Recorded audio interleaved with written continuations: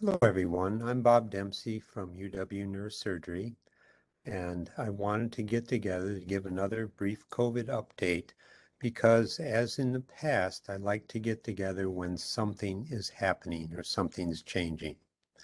And today, the masks are coming off. At the same time, it's Patriots' Day, and that's important. I want to talk about that. There's new information on vaccinations, and there's new questions about what do we do next. My message is going to be very positive. There is good news here. That's very important, but it's also a dangerous period. This is Patriots' Day, and Patriots' Day is the time when, in response to the British attempt to capture the people who were trying to form a new government in the United States, the Adamses, Jefferson, when they moved to capture them, the people of what was formerly a colony under monarchies came together to form a democracy, a time of justice. And unfortunately, that very positive message of Patriots' Day from the revolutionary times is often confabulated with violence. It is the time of the Waco and the deaths in the Waco uprising. It's the time of the Oklahoma City bombing. It's the time of the Boston bombing at the Boston Marathon, all confabulated with Patriots' Day. So this is a time of change. It's important to know that. The major event is that COVID is changing. And Dempsey's rule is change is often good, but it's always hard. So we need to look at that. There are four major points I want to talk about COVID, and then get back to this idea about how we get through this together. First is COVID is changing. Deaths and hospitalizations are falling worldwide. Not completely, and worldwide there are hotspots, and cases are actually rising again. And this could cause great concern, but remember, my focus is on deaths and hospitalizations. And that's because there's a certain ebb and flow of pandemics over history that this one is beginning to follow, and that could be good. What's happened in the US is where we now only have 2 COVID deaths per day in the state of Wisconsin, which is quite good compared to before. Cases are going up. For example, in the US, where only a short while ago we had 6,000 cases a day, we now have 60,000. This still is down considerably from the fact that, remember, we've had 80 million cases in the US over the past 2 years. The real reason for this is a new mutant. This mutant is a variation of Omicron called BA2, and that is not a surprise. These viruses mutate, the ones that are very susceptible to that, they change, but the mutations of a pandemic often make it endemic by mutating it to be easy to catch but not very virulent. That appears to be what's happening. Only 2 deaths per day, as opposed to the thousands and hundreds before, is considerable.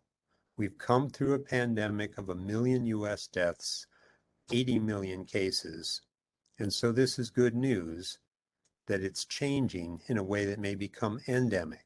It's important to know that the other major pandemics that we've studied in the 19th and 20th century usually lasted about 4 years, but the last 2 years, they were really under the radar because we didn't have tests for them, and we are testing. And so how much testing makes sense as opposed to watching hospitalizations or deaths is a question right now. And they just naturally went down to be low level in society, indistinguishable from other viruses or colds, but they could mutate 20, 100 years later into something very virulent, a pandemic. Okay, so not a time to be crazy. The second is the effect of vaccinations. Now, mind you, we've never had a tool like the modern vaccinations that you see from Pfizer and Moderna, and never had anything that effective before. So they are the hallmark of the recovery. Get the vaccination, get the booster, no question. But their efficacy against just catching this new mutant is much less. It used to be 20-fold better than being unvaccinated. Now it's about twofold. And remember, what you get now because of your vaccination is usually a viral illness that passes. However, you're still susceptible in the elderly and the immunocompromised, so vaccinations remain the role. What about the fourth shot?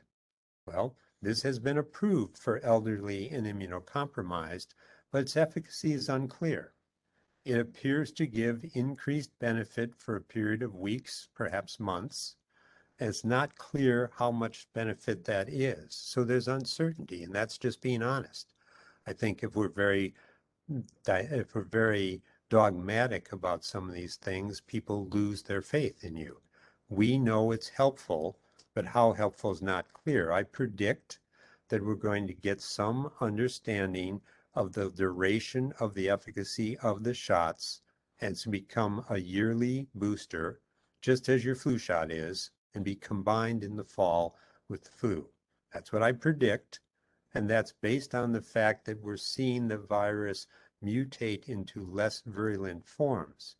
If it were to surprise us, as it did with the Delta variant, and come back more virulent, this would be a change.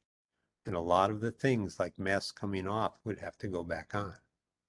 But let's hope this follows the natural course and does not. Now, an important thing about vaccinations is we have not succeeded in finding the correct dose for infants yet. They're still working on it. But the tests that I was hopeful for are not showing the risk-benefit ratio that we want for infants. So the preschoolers are still unprotected, and we have to protect them, and we think about not spreading. So masks are coming off, and why they're coming off? Well, I would love to say they're coming off because we're in a better place with the disease. We are.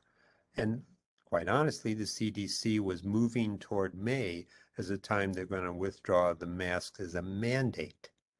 But the government, I should say the Justice Department, a judge, has said that it should be stopped now. Now, I don't know if they'll appeal that or if they'll fight that, because they were really moving toward stopping mandating masks.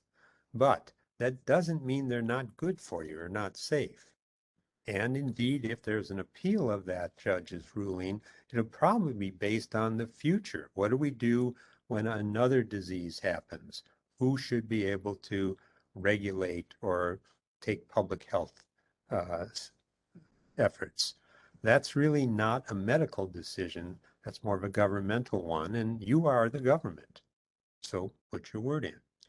But what about masks? Well, there's been great pressure from the airlines and businesses, not because they don't care about you, but because they don't want to be the ones that police this.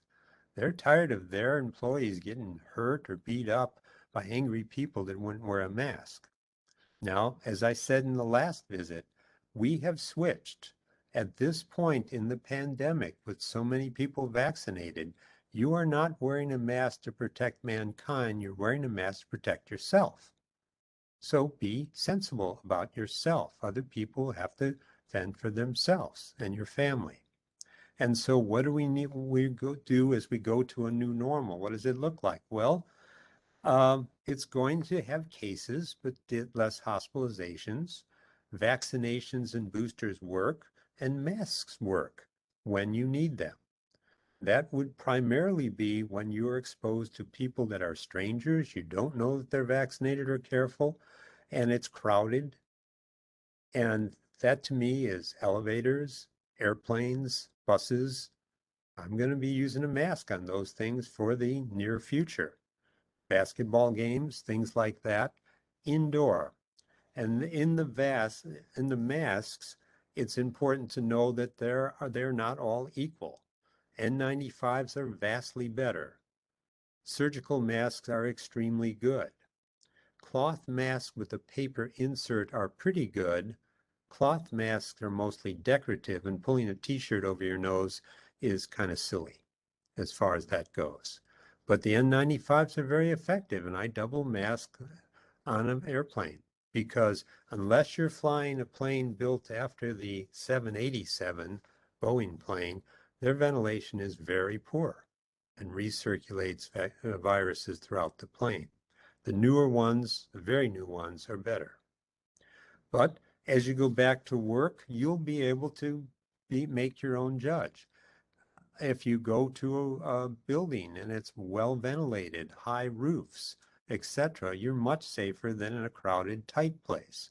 So your tight one-on-one meetings would be probably a place to mask unless you know those people, family precautions, etc.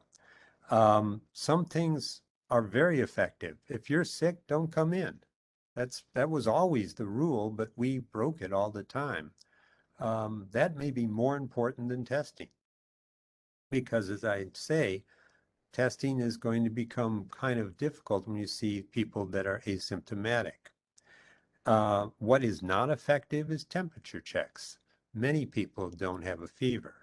What's not as effective was the deep cleaning we used to do. This is primarily respiratory as opposed to sitting on doorknobs like some other viruses do. But, we do that as a normal precaution. Many of us haven't had a cold in 2 years because we took these precautions. Well, it turns out they're effective against all viruses. But as countries open, schools open, governments open, and do not require masks, this doesn't mean you don't protect yourself. But be sensible. It could relapse, of course. My hope and my feeling is that the future variants are likely to be very easy to catch, but not very virulent. That's the normal course of these viruses. Maybe 20, 40 years from now, it'll get an unfortunate mutation that'll make it another pandemic, but it's unlikely to happen to this particular virus. Situation will continue to improve, and we should embrace that. Just be cautious about you and your family. People around you will not be, and so be aware that there are some occasions when you're going to use a mask longer than you would have before. That's just fine, and don't be afraid to do that. So what I'm saying is this is a period of good news. Don't let it be divisive. This is a time for us to come together. And really, when you think about Patriots' Day as a time of good people coming together for justice, as opposed to for violence, it would be very helpful to help us get through a COVID pandemic for years, the social unrest from that, the Russian-Ukraine problems. We have family members that are affected. All of us are affected by such things. The problems with elections and the problems with our democracy. At what point do we do something about this? Well, we do it every day. So my approach to how we take and share this good news that the pandemic is getting better and not make it divisive goes back to Abraham Lincoln, who talked about the future of the United States and where the threats were. And it wasn't from Russia. It wasn't from a pandemic. It was from ourselves. Because he said, at what point do we expect the approach of danger? Shall we expect some transatlantic giant to step the ocean and crush us at a blow? Never. He said all the armies of Europe, Asia, and Africa together could not by force take a drink from the Ohio or make a track on the Blue Ridge, not in 1,000 years. He went on to say that if destruction be our lot, it'll come from within. We will be the author of our own demise. And he said that we must live together in justice, or as a nation die by suicide. So this is an old story. And as our pandemics, we're doing well, it's changing. Stay calm, be careful, but do allow yourself to open up. It's spring, and I want us all to enjoy it. Wish you all the best, and thanks for all you've done to get us to this good news.